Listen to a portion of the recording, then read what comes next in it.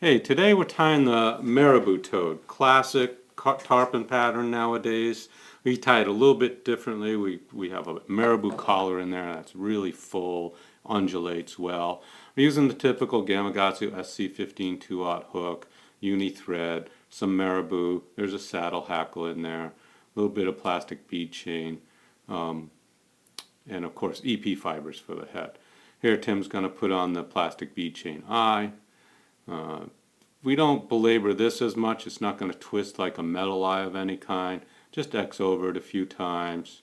That's fine. Then we cover the shank with thread real well. That's a cosmetic thing that we like. We'd rather not have the hook shank showing through on the bottom of the toad head. This is a tail feather going in. We use 3 marabou feathers when we do this. This is the first one. It's just a nice piece of marabou sticking out the back. Little piece of flash in there, again just a little bit. Then he's going to take a saddle hackle, going to wind that. That's an inner collar that helps support the marabou collar. It's going to go in front of it. All of this you have to be very careful to keep it way in the back of the hook shank. Right now nothing is ahead of the hook point yet. So he's wound the saddle hackle. Now he's going to grab a couple marabou feathers. We're using 2 collars just to accent a little bit. He's clearing out so he can clip off the tips and get a nice solid tie-in point with the right length fibers to do wind the hackle. Okay, this is a steelhead type of technique and all. This is a little bit different angle.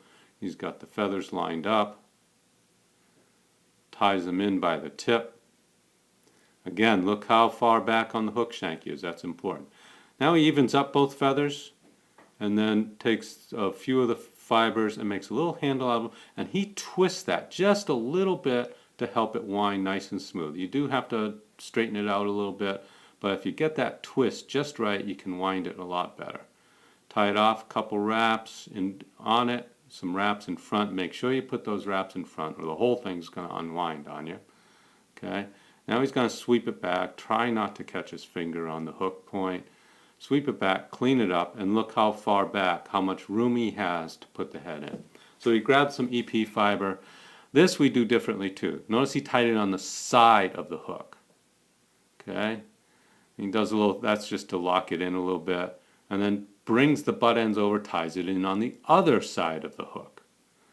He's getting the trash out of the way. There's a puppy in our shop now. It likes to eat marabou feathers. So he got that out of the way. Okay? Next color, tied in on one side, on the other side. Notice I left, this is a quick little thing, left the EP fiber, the tan EP fiber attached, then clipped it, and then put the new bunch in front of the brown bunch, third bunch there. We'll show you, there's a couple still photographs of a crab that we had, that we tied. See how we tied it in on one side, the EP fibers, then it's pulled over, tied in on the other side.